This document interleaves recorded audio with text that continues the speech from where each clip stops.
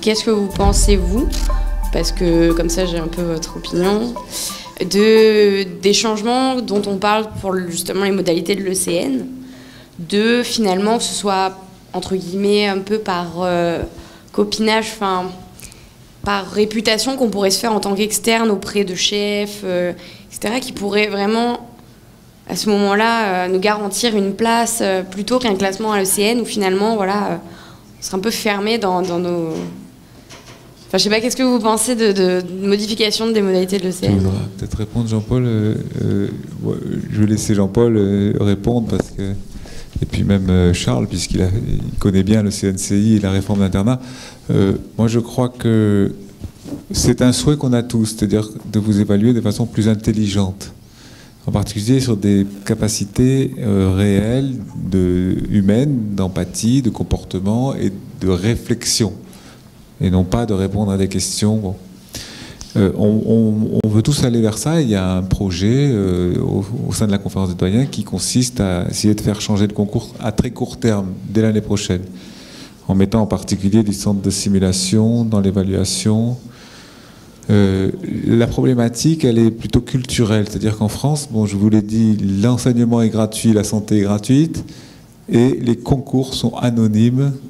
Et il est très difficile de donner une part de copinage dans le classement sur les concours importants.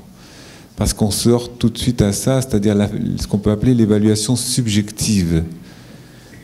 Pourquoi on ne fait pas d'oraux? On pourrait dire que pour recruter les gens en PACES, il faudrait faire un oral, comme à l'ENA par exemple, ou même à l'internat. C'est-à-dire voir un peu comment la personne se comporte en tant qu'être humain, et donner une appréciation. Et pour intégrer les grandes écoles, il y a un écrit, on vérifie les connaissances, et après il y a un oral, où on vérifie un petit peu les capacités autres que uniquement cognitives, on va dire. C'est notre rêve à tous.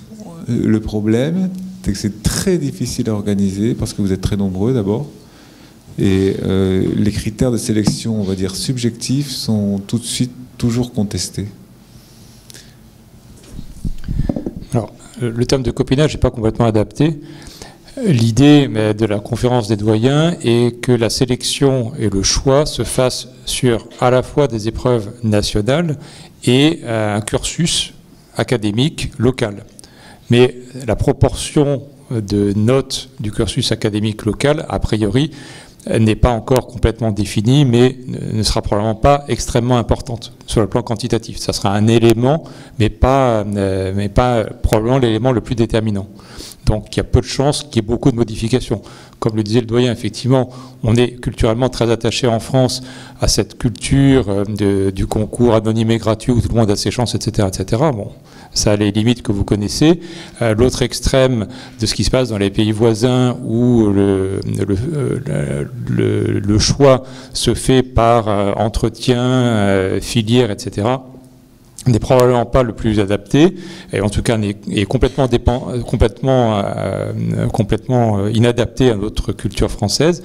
On va vers une espèce d'équilibre entre ces deux systèmes. Mais dans l'état actuel des choses, à moins qu'il y ait des changements très récents qui soient arrivés, les épreuves classantes nationales, éventuellement passées en M2 et non plus en M3, ont une part prépondérante dans ce critère de choix.